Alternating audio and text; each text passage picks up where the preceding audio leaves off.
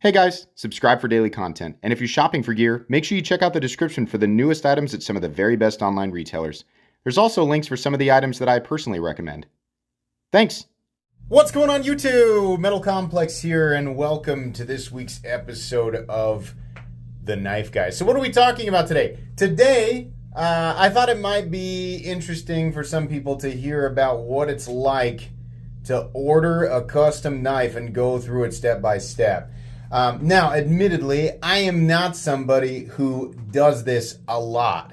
Believe it or not, there are tons of people in this community who regularly order custom knives from many, many different makers, and they know way better than me.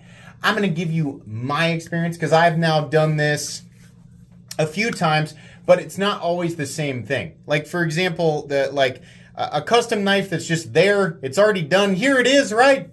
I'll take it because I like how that looks. That was the case with the Herman Slim here.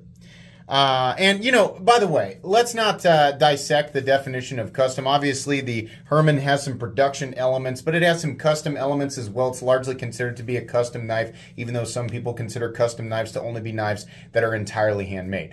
Think whatever you want, right?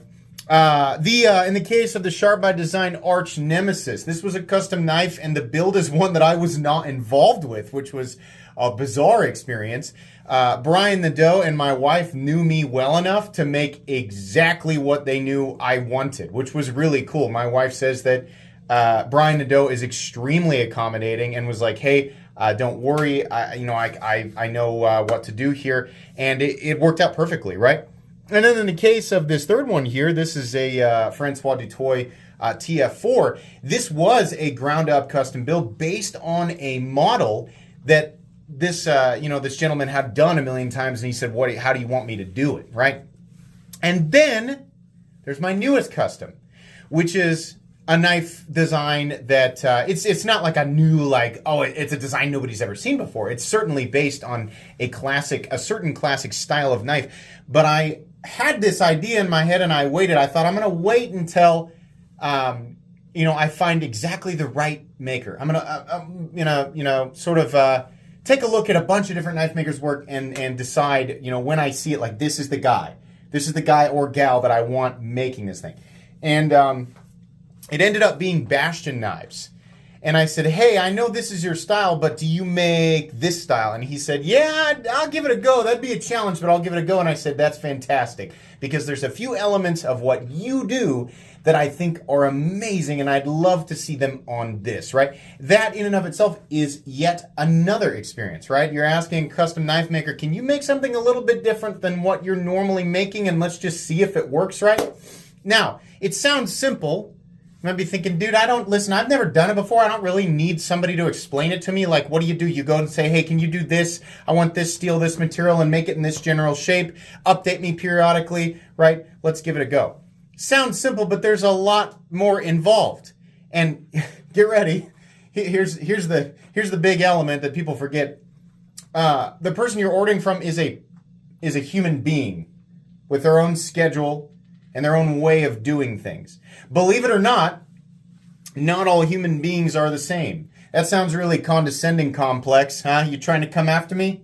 Hey, shut up and listen. I'm just kidding. Or am I? But seriously, you have to expect that, like, everybody has, like, their online persona, right? And then obviously, people who run a business, you generally speaking want to be polite and accommodating, right? But you're a specific type of person and you are interacting with different types of people, right? I think one of the biggest loads of horse crap I've ever heard is this saying right here. The customer is always right. Oh, nope, I disagree with that. I find that more often than people might generally assume, the customer is an idiot. Not just wrong, but a blithering idiot with ridiculous expectations, right? This is coming from someone who is himself a customer, right? I've realized through many, many different, not just like ordering custom knives, but just like ordering custom, or having custom requests, that sometimes my expectations are unrealistic because I don't know how to do the thing that I need somebody else to do, right? So that's why I always make the joke about I'm just rubbing a magic lamp, like, ooh, I want this, right? I've obviously, you're like, okay, we get it. Like don't be unrealistic, right? If you've been a part of the knife community for a long time, you have heard horror stories. And there are some legitimate horror stories where we actually have evidence of custom knife makers like bailing on not just one build, but like they take a crap load of orders from a bunch of people, they take a bunch of down payments, and then they bolt. I don't think, this is my opinion, you can disagree with me, if they are a well-established knife maker with a long track record, a long, just generally positive history, because you're always going to have some wackadoos with some dumb thoughts, just some goofball, this unrealistic expectations, right? Long track record of good, like a good experience, right, with people, like from his side and from their side, right? Somebody like that, somebody who is consistently active in the community, basically someone who it would be very difficult for them to just disappear, right? Now, if it's like, Todd's Garage and he's got like 8 followers on Instagram, he's like, yeah, I'll make something for you. I'm going to need you to pay in full up front. Probably not. I mean, like, use the best judgment. But that's probably not. Probably don't go with Todd. I'm not saying that's some people are going to go, is he talking about Todd Begg? No. In my experience, Todd Begg, great person. It makes great knives, has a great reputation in the community. I just picked a name out of the ether, right? So don't try to put the pieces together. I'm not referencing anything specifically. I'm saying use your best judgment, right? Go with somebody who's well established. Somebody who's known for being generally a good person to work with, right? I don't think it's unreasonable, even though this has not been the case with me. None of the custom knives that I have had made, the person making the knife, they did not require a small deposit, right? I don't think it's unreasonable for knife makers to request a non-refundable deposit. Why do I think that? Because they are dedicating to a build. You might know them, but they don't know you, right? These are people who live and die by this whole customer's always right thing. I'm entitled to everything, and the maker is entitled to nothing. That's a ridiculous way to think, right? They're putting time and energy into it, and I think it's totally reasonable for some makers, if they have a well-established reputation, to ask for a non-refundable deposit up front. Paying in full up front or paying half the price up front, I don't think that's, I don't know that I really like that, but it's kind of like a, like, hey, I'm going to trust you if you trust me kind of thing, because I'm going to have to dedicate a lot of work to this, And I think sometimes, certainly that this can be manipulated. But we hear a lot of horror stories about knife makers, and we have also heard some horror stories about just idiotic customers with ridiculous expectations. And I think, here's the thing.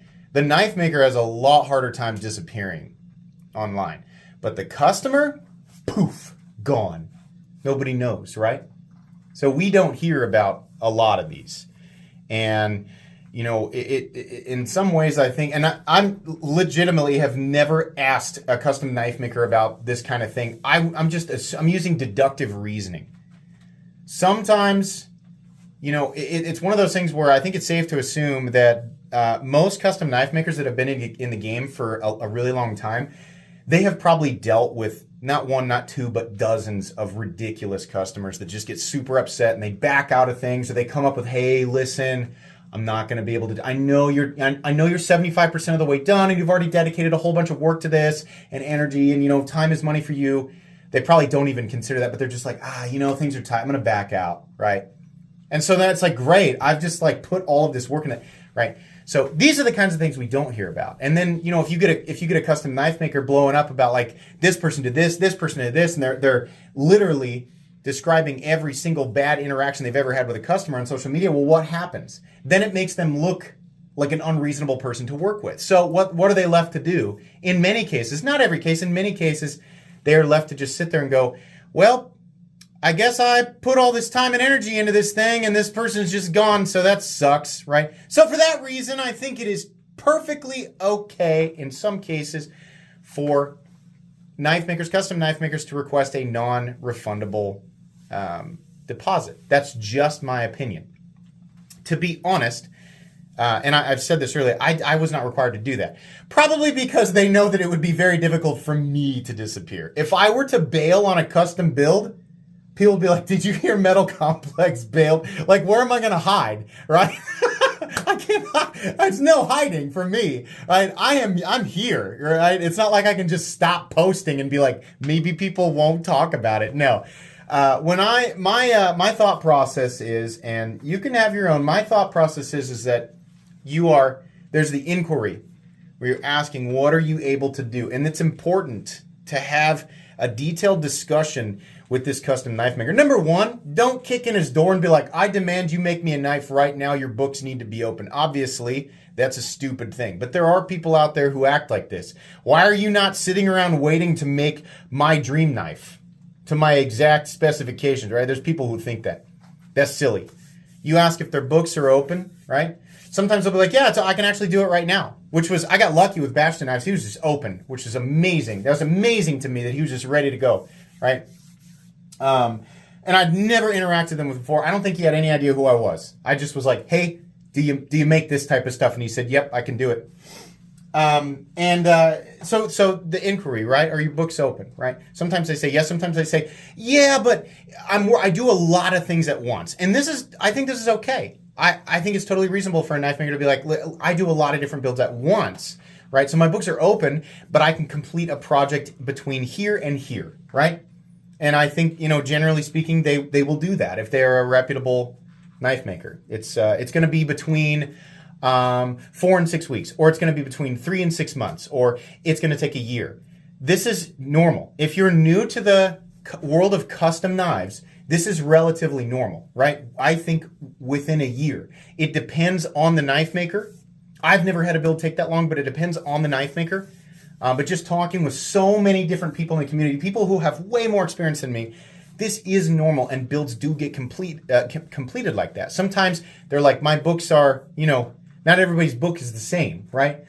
A full book could be 5 orders, or it could be 50 orders. It just depends on their ability, how complicated the build is. There's a million different factors, right? So there is no cookie cutter expectation that you can just throw at these guys, because they're all different, right? So, but the inquiry, what are you able to do? Are you able to do this? And you should be straightforward. As the customer, you should. It's not their responsibility to just expect the infinite vastness of possibility from you as the customer. You should be upfront and say, here's exactly what I want. And I'm going to be kind of particular. I want to make sure before you get started, before you dedicate a whole bunch of time to this, I want to make sure that this is actually something that you can do, right? Or that you are willing to do. It might not be about whether or not they can. It might be about whether or not they are willing to do it. And, it's like, that's another thing. It's okay for them to say, I'm not willing to do that, right? You can't get mad at them, because if they're not willing to do it, they might be like, that's real risky to do it this way. It's real, I'm not 100% sure I can get this material, or I can get this to look this way. This is very, very complicated. The amount of time that's put into it. Basically, high risk, low to medium reward. They're balancing that because they've been in the game for a while. They've been doing this, right? You're requesting a specific service from them. They've been doing it for a long time. So they know, based on probably past failures, what is and is not realistic of their own abilities, right? So you as the customer, I think it's a little bit on you to be accommodating and say, okay, that's fair, and talk about it. There were a couple of things. So what's cool about the TF4 build is he was just like, yeah, just I'll make a TF4. What do you want me to make it out of? And I said, this is what I'm going for. But this is just me. The reason that I'm interested in a certain custom knife maker's work in the first place is because of their unique flair, right? There's some element about what they do, and I go, this is special, what they're doing, right? Francois Dutoy. This is special, Their ability, this model is beautiful, right? I want that knife maker's flair in it because I'm not making it. They're making it. They're just making it for me, right? So I leave some things a little bit open. I say, here, this is what I'm going for. I said, I want an oil slick zirconium. Can you do oil slick zirconium scales? He said, yeah. And then I said, I want initially I said, I want a Damacor, a mirror Damacor blade with contrast in the edge.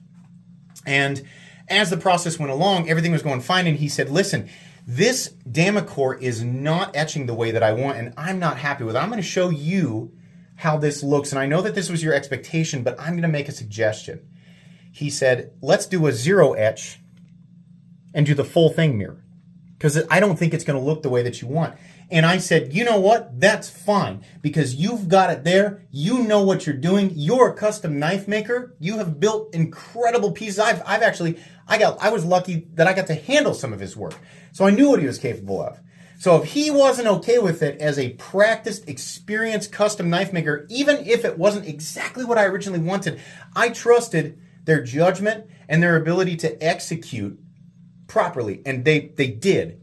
I said, you do what you think is right? And that was an easy decision. Obviously, decisions like that, they can be more or less complicated. But this was, do we do etch and partial mirror? Because he said the mirror's not coming out the way that you want with the etch. Or do we full mirror? And I said, full mirror, that's fine.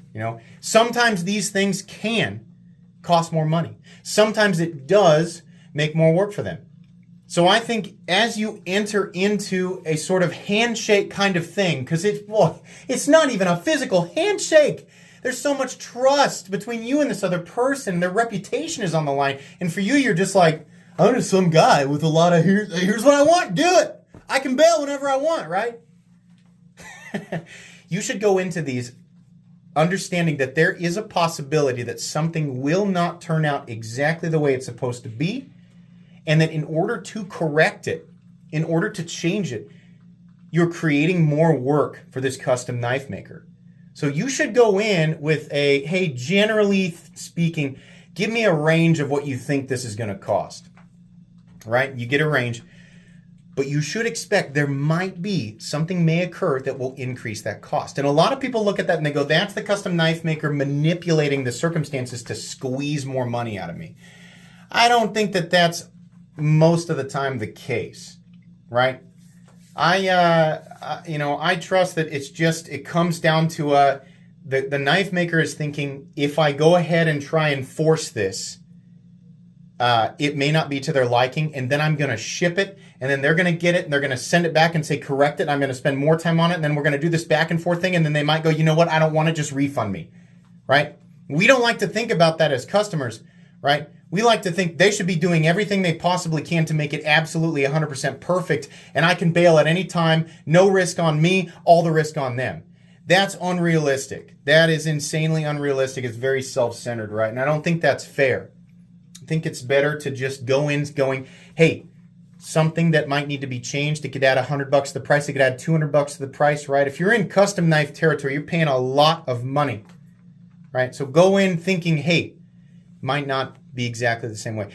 And this was a realization that I had working with Bastion Knives, who was so wonderful, so accommodating. He updated me every step of the way, which is, that's something that the knife maker should be doing. And these guys know to do this. You shouldn't be hounding them. Don't be that guy who's like every day you're like, hey, can you give me a detailed, I need a checklist of everything you did today? Don't do that. They got lives, right? They're not nose to the grindstone, 8 hours a day on your, that's crazy. Some of them are maybe, but I don't like to, I'm not going to push and be like, I need every 30 minutes, I need you to tell me exactly what you're doing. Don't be like that. They will contact you when there's a major update or they come to a crossroads, right? And you can tell them, I'd like a fairly regular, just update me, period. It's okay if you get a day or two, you're like, I wasn't able to get on it today, Let them take their time, right? Let them take their time. But they will update you. And Bastion Knives got back with me. Sometimes it was like every other day, and sometimes it was like every 3 days, every 4 days, and that's fine. But what I tried not to do was hound him. Hey, I want you to give me a close-up. I need you to take 10 pictures from 10 different angles. Give me a close-up. Let them do their thing, right? And there was a couple of times where he said, here's what you requested. I don't think it's going to work exactly right, but here's some options. I said, I'd really like it to, a couple of times I was like, I'd really like to be like this. And he said, here's why it's not going to work. And he explained it to me. And I thought, that makes sense. Okay. And I just defaulted to, I trust you. You do it the way that you're used to doing it, right? And then we'll go from there because I trust in your ability. And my God, it worked out. Every time. And it worked out for the better. Every time I questioned, I don't know, that's not what I saw in my head exactly. And he said, here's why. Here's why we can't do it this way. Every time I said, you go ahead and do it. I trust you. And he'd update me and I'd go, oh my God, that's so much better. I'm so happy I just let you do your thing. And I apologized to him. I said, I'm sorry for being so picky. And he was funny. Really nice guy. He's like, nah, he said customers are always picky, That's part of it. But being a human being and realizing they're a human being, they've honed a craft so well that you're attracted to that craft and you're requesting custom work from this person, right? So it took 20 minutes for me to say, be a reasonable human being, right? Understand they're the knife maker, you're not. So as many knives as I have handled and critiqued and all of that, the truth is that the amount of knowledge when it comes to, making a knife. I've been on YouTube for 5 years. I've been collecting knives for almost 14 years. I have 3,000 uploads. I currently own 130, 140 knives, some of which are very expensive. I've handled, I don't even know how many knives. So, the total amount of knowledge that I've amassed that equates to understanding how knives are made is like 0.0001%. I don't know anything. I don't know. All I know is I'm just reviewing the final product, right? You have to trust in the process. Now, I'm not saying that every single experience is going to be perfect. You could be the most perfectly reasonable customer in the world. You could be the most patient person in the world, and you might just be working with somebody who's slowly on the decline, becoming less interested in their craft, becoming less interested in the customer experience, and just maybe they're going through a whole bunch of stuff in their life that if you knew about it, you wouldn't have engaged in the first place, right? This is the kind of thing that's going to happen sometimes. But I feel like the number of situations, the number of occurrences, just all the stories that I've heard, the number of occurrences where the knife maker is made to look like the bad guy because it wasn't perfect. There's so many things, there's so many details to that story that we're not getting. I'm real skeptical. We have some horror stories. I'm not going to name names, but there's definitely been some knife makers that were like, man, you suck as a person, right? But I feel like so much weight is put on these guys, especially now. The knife world is huge. There's so much attention on it. There's people like me that are like, hey, everybody, go do this, right? And then you get a whole bunch of different people with different personalities and expectations, not knowing anything, right? And they flood this person. And I'm not saying it just comes from me. This is happening more and more and more. And social media surrounding the knife world is getting more and more and more potent, right? People, social media can be a piranha tank, right? A really unfair piranha tank. So if you watch my channel, right, and you've enjoyed watching me tiptoe into this custom knife world, I'm not saying I'm a perfect customer, right? That's a learning process for me, and I'm very thankful to learn about what is reasonable to expect and what is not reasonable, right?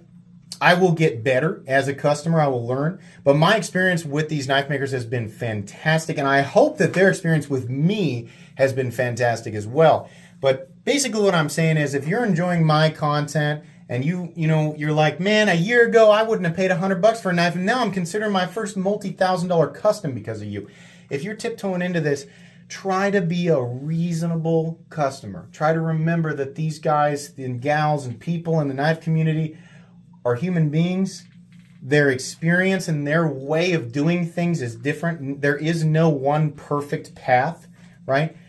Be flexible, right? Have limitations, obviously. Be flexible. Trust in the process. Let them do their thing because it's a honed craft. I am hoping that I will continue because this is the knife that's being built for me is not done yet. But after I get it, I'm expecting to be very happy with it. It will definitely not be my last custom knife. I love discovering knife makers that are new to me and having them build me something, I found that that's a very enjoyable thing. I am hoping that my experiences continue to be positive, but I'm going to try to continue to grow as a potential customer, to these knife makers. I hope that this has been an enjoyable episode of The Knife Guy. It was very preachy, right? Listen to me. I've had 2 custom knives made, so I know everything. No, I didn't want it to come off like that. But I just feel like the amount of crap that some of these people have to deal with when it comes to customers, some of the crap that they have to deal with would be unbearable. I could not imagine, not just the work involved, the amount of focus, attention to detail, the steady hand, the ability, the amount of time and effort it takes to be able to say, I make custom knives. That's one thing. Now imagine having to deal with a crap load of ridiculous people. Some of them are reasonable, some of them not, right? You're trying to manage this and you're just one person. I do know about dealing with a lot of people as just one person, right? And I'm not going to lie, it can be frustrating. And I don't even make anything. I make content, right? That's pretty easy. Imagine I'm making something over a long period of time that's worth thousands of dollars for somebody. And it's going to be critiqued because these people who are buying it, we are the pickiest. The pickiest. You are creating a product and your demographic is the pickiest of the pickiest.